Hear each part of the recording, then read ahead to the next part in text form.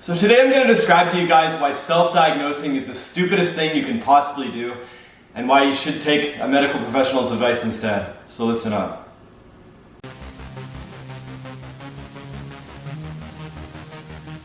And also, before we get going, I highly recommend you guys subscribe to Riley Rehab, because every single week I'm going to be making new videos helping you become the expert of your own body.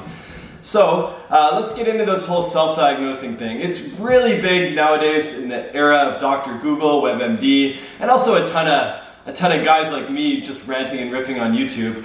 All this stuff, people will tell you ways that you can pretty much treat yourself medically. And also, they'll tell you how you can diagnose certain things medically. But there's a big problem with this, because when you don't know what you're doing and you're taught to do these tests, it's so easy to either get it wrong or even convince yourself you have something that you never had in the first place.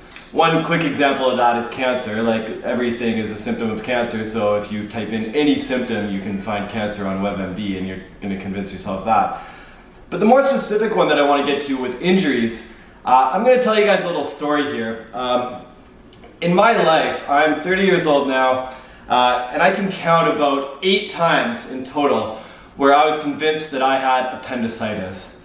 For those of you who don't know, it basically just means your appendix, which is in like your lower right abdomen area, gets inflamed. You got to get it taken out. Really big medical thing.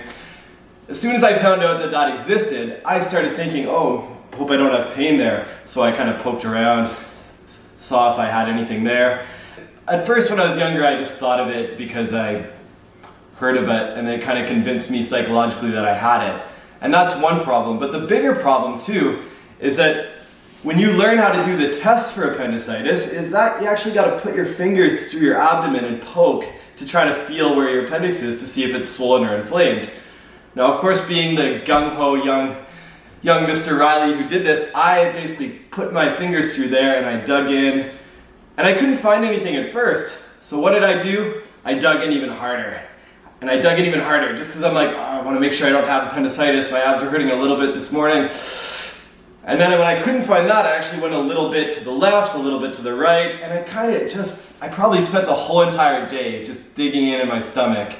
And lo and behold, after that, I actually started having sharp pains, pretty much all the symptoms you describe of classic appendicitis in that area, and I was convinced I had it. I even went to the doctor a couple times too, because I just was convinced.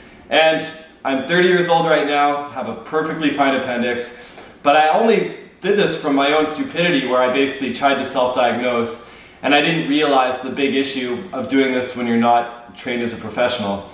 So the big takeaway I want to say to you guys though is you're going to look online when you're into this kind of stuff. You're going to see a lot of tests you can do to see, for example, if you have shoulder pain, they say if you turn your arm it might be rotator cuff, or if you poke around in those tendons it might be rotator cuff. You could go for the whole entire body, but just remember that if you are doing these tests, if you do them enough, if you poke yourself enough times, it's going to hurt. And it's so easy for you to trick your brain, not only by the fact you're poking at it and it's hurting, but also the thought of having that thing. As soon as it gets in your brain, more often than not, you're going to convince yourself that you have the problem that you probably didn't have in the first place. So to conclude with this, go see a professional first, such as a physio, doctor, whatever it is based on the type of ailment you have. But don't just rely on little things like this, saying if you have this, you must have this condition. Actually use some common sense.